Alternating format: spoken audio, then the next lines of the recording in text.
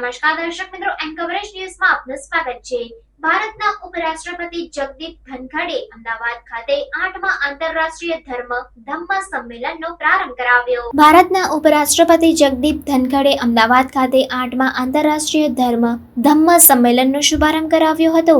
રાજ્યપાલ આચાર્ય દેવવ્રત અને મુખ્યમંત્રી ભૂપેન્દ્ર પટેલ સહિત રામ જન્મભૂમિના કોષાધ્યક્ષ સ્વામી શ્રી ગોવિંદ દેવ ગિરિજી મહારાજ આ પ્રસંગે ઉપસ્થિત રહ્યા હતા।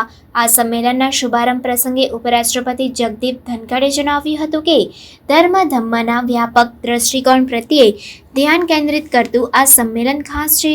હિન્દુ અને બૌદ્ધ સંસ્કૃતિના પ્રાચીન જ્ઞાનમાં રહેલા ધર્મના વિચારો હજારો વર્ષોથી હતા એટલા જ આજે પણ સુસંગત છે।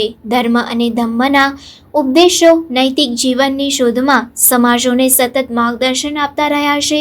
સિદ્ધાંતોની કાલાતીત સુસંગતતા આ બાબતને સ્પષ્ટ કરે છે। તેમણે એશિયા અને બહારની સંસ્કૃતિઓના સાંસ્કૃતિક, સામાજિક અને આધ્યાત્મિક પરિદ્રશ્યને આકાર આપવામાં મહત્વની ભૂમિકા ભજવી છે।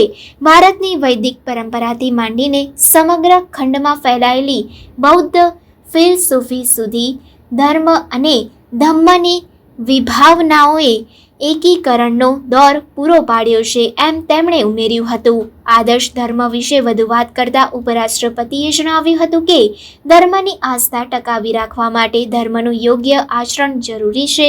આપણી નવી પેઢી અને યુવાનો ધર્મ વિશે વધુ સ્પષ્ટ રીતે જાણે અને ધર્મ અને સમાજ પ્રત્યે પોતાની ફરજો સમજે તે જરૂરી છે। આમ કરવાથી આપણે વધુ સારી રીતે ધર્મનું પાલન કરનારા સમાજનું નિર્માણ કરી શકીશું અને ધર્મ સામેના પડકારોને દૂર કરી શકીશું।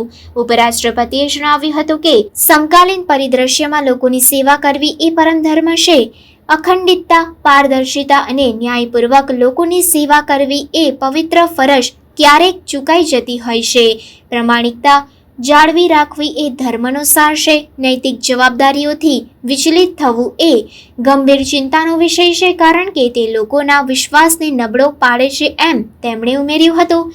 ધર્મ અને કર્મ પ્રત્યે ફરજોની નિષ્ફળતા એ અધર્મનું પ્રતિબિંબ છે તેમ જણાવીને તેમણે સૌ ઉપસ્થિતોને માનવતાના સારાપણા માટે બંધારણીય ધર્મનું પાલન કરવા અને કરાવવા અનુરોધ કર્યો હતો। સાથે જ ઉપરાષ્ટ્રપતિએ ભારતીય સંસ્કૃતિ, ઇતિહાસ સહિત ધર્મ પ્રત્યેની પ્રતિબદ્ધતા વિશે સમજાવતા બંધારણના વિવિધ ચિત્રો, મહાભારત અને ભગવદ્ ગીતાના સિદ્ધાંતો તથા બંધારણમાં આપવામાં આવેલા મૂળભૂત અધિકારો અને રાજ્યનીતિના માર્ગદર્શક સિદ્ધાંતોનો ઉલ્લેખ કર્યો હતો। આ પ્રસંગે ઉપસ્થિત મહાનુભાવોએ વૃક્ષારોપણ કરીને પ્રકૃતિ જતનનો સંદેશ પાઠવ્યો હતો। કોન્ફરન્સમાં શ્રીલંકાના પ્રવાસન મંત્રી વિદુરા વિક્રમનાયકા, ભૂટાનના ગૃહમંત્રી શેરિંગ તથા નેપાળના પ્રવાસન મંત્રી બદ્રી પ્રસાદ પાંડે, ગુજરાત યુનિવર્સિટીના વાઇસ ચાન્સેલર નીરજા ગુપ્તા,